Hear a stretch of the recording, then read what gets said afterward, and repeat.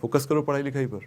आपके बारे में एक और ख़ास बात जो शायद लोगों को नहीं पता होगी, ये वो नवनीत सिकेरा हैं जिन्हें बचपन में अंग्रेजी नहीं आती थी, छठी क्लास में A for apple, B for boy, C for cat सीखा, लेकिन आगे चल के मैंने सुना, क्या ये बात सही है कि आपने कनाडा में जाकर के अंग्रेज़ों की यूनिवर्सिटी में उनको अंग्रेजी सिखाई है? वो बाई चांस था, ऐसा नहीं है कि मैंने उनको इंग्लिश लिटरेचर वगैरह पढ़ाया हो, वो तो लोग बढ़ा चढ़ा देते हैं, ऐसा नहीं था।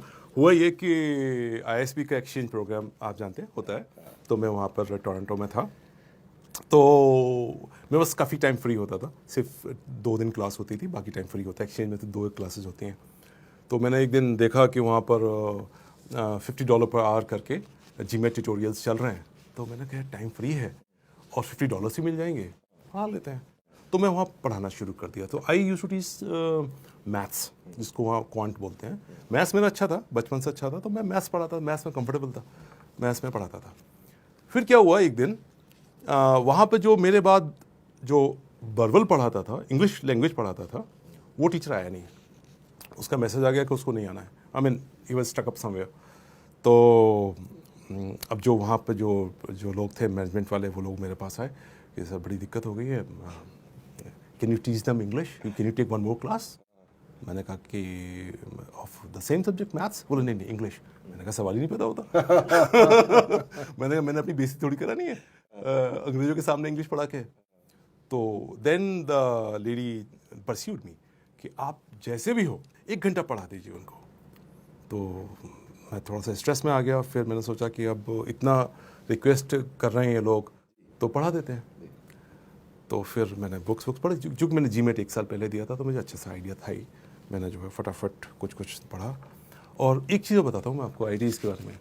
IIT के लड़के ज़्यादातर जो मैथ्स में स्ट्रांग होते हैं ना, वो इंग्लिश में मैथ्स की तरह पढ़ते हैं, बिल्कुल कट टू कट पढ़ते हैं। तो जो मैंने उनको क्लास लिया, पढ़ाया, तो ग्रामर्स का मैंने उनको पढ़ाया, तो मैथमेटिकल तरीके से समझाया उनको। पता चला मुझे जो प्रॉपर टीचर था उससे अच्छा फीडबैक मिला मेरे को कि भाई ये तो ऐसे इंग्लिश पढ़ाई जानी चाहिए।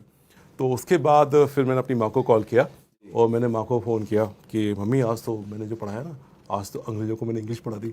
और मेरी मदर इतनी एक्साइटेड हो गई, मैंने थैंक यू वेरी मच। वो इतना ही बोल पाए। बहुत तो अच्छा लगा वो। बहुत सुंदर।